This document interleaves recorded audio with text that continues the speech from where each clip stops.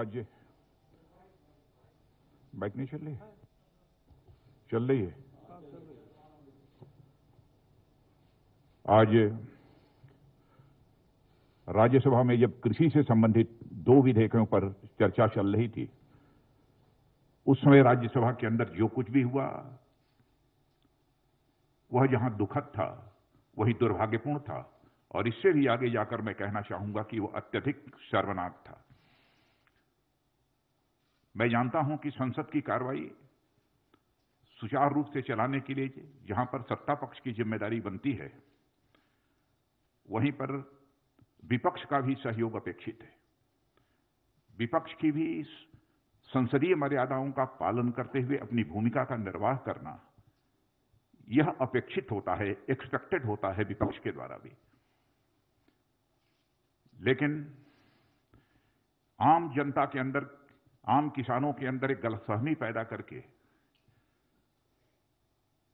केवल निहित राजनीतिक स्वार्थ को साधने की जो कोशिश की जा रही है, मैं समझता हूं कि स्वस्थ लोकतांत्रिक परंपराओं के यह अनुकूल नहीं है। और यह दोनों विधेयक, मैं कह सकता हूं, किसान और कृषि जगत दोनों के लिए यह ऐतिहासिक हैं।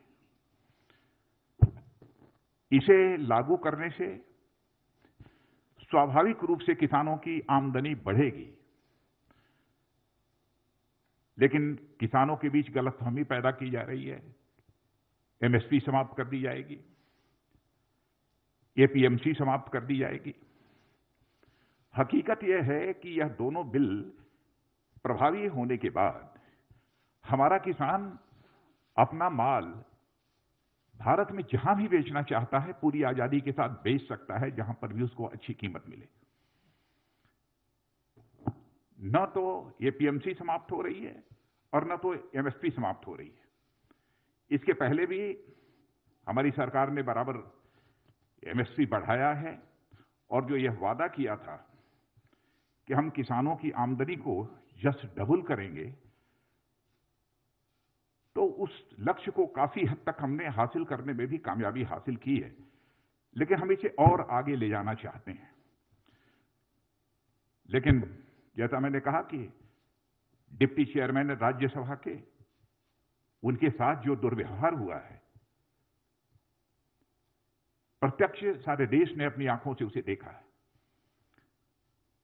हरवंश जी पत्रकारिता क्षेत्र में लंबे समय तक उन्होंने काम किया है और लोग अच्छी तरह परिचित हैं।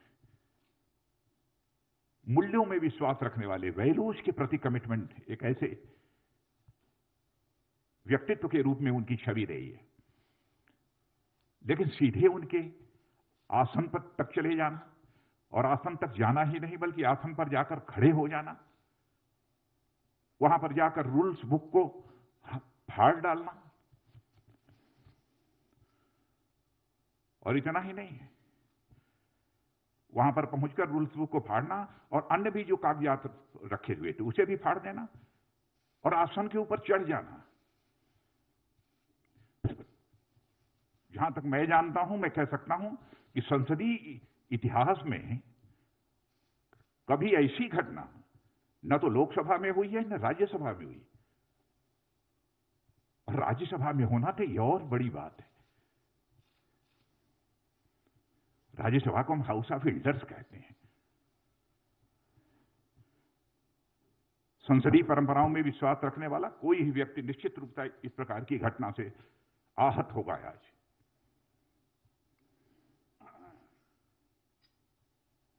केवल भ्रामक तथ्यों के आधार पर हमारे देश के किसानों को गुमराह करने की कोशिश की जा रही है।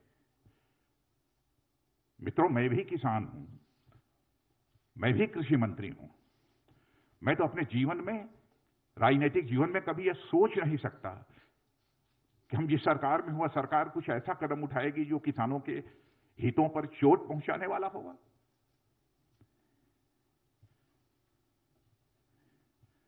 जो कुछ भी हुआ है वह संसदीय गरिमा के अनुरूप नहीं हुआ है।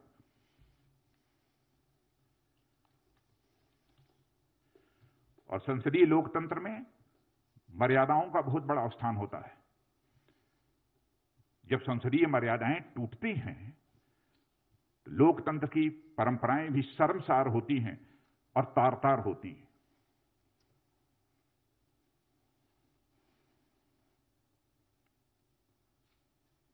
और कुछ सांसदों के द्वारा उपसभापति जी के साथ जैसा आचरण किया गया है, उसकी जितनी भी भर्त्सना की जाए वह कम है।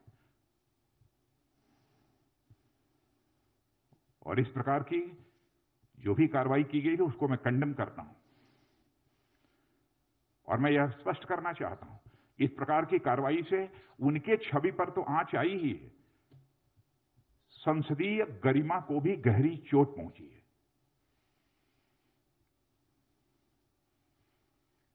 मित्रों, इस अवसर पर मुझे इतना ही कहना था।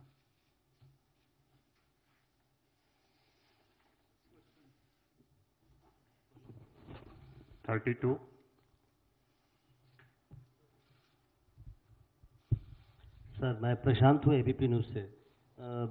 विपक्षी पार्टियों ने उपसभापति के खिलाफ एक नो कॉन्फिडेंस का नोटिस दिया है सर, उस पर क्या कहेंगे आप? और उसका प्रोसीजर क्या है सर? प्रहलाद जोशी सर हैं यहाँ पर, उसका प्रोसीजर क्या होगा सर? नोटिस दिया है, उसके बाद कैसे टेकअप होगा ये? अब ये सब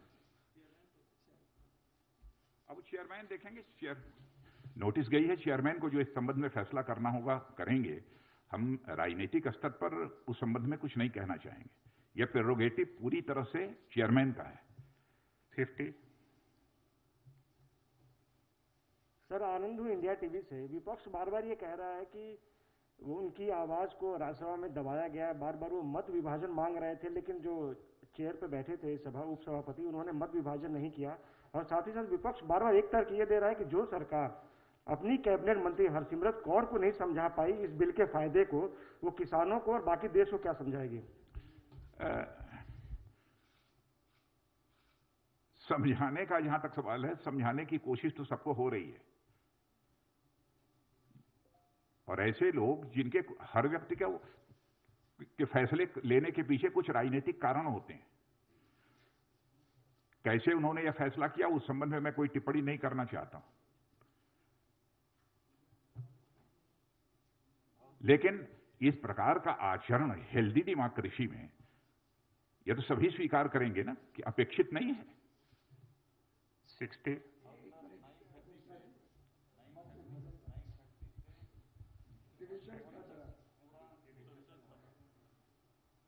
अब ये संसदीय कार्य मंत्री बतला रहे हैं कि 9:30 बजे से 1:30 बजे तक पूरा डिस्कशन चला है।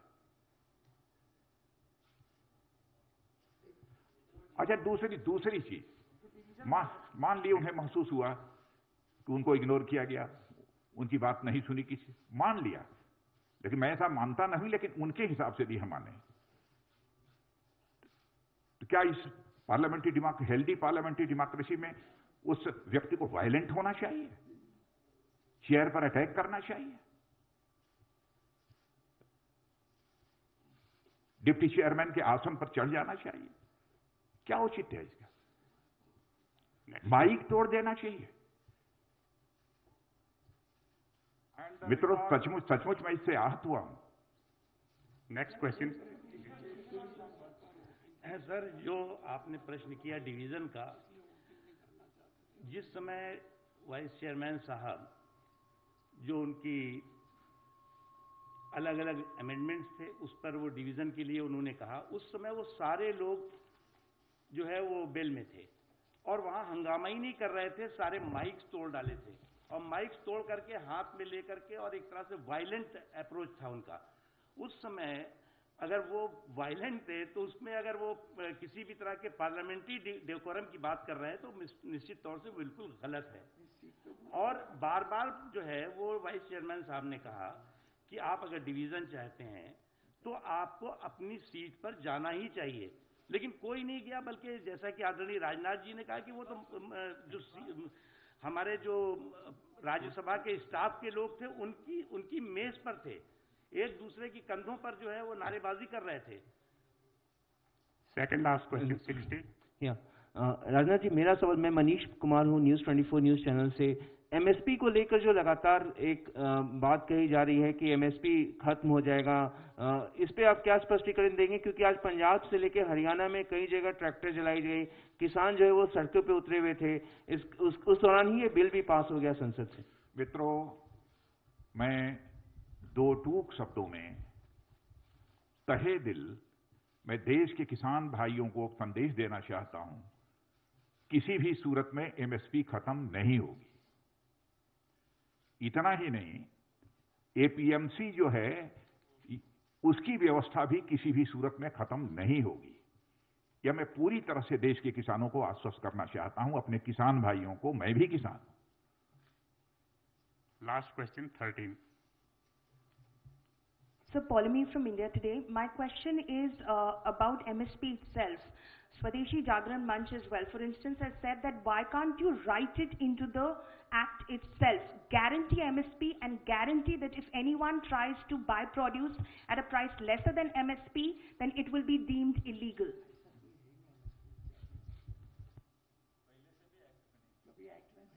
ऐसा प्रोविजन कभी एक्ट में रहा भी नहीं है, इसके पहले भी। Thank you very much, sir. Friends, thank you very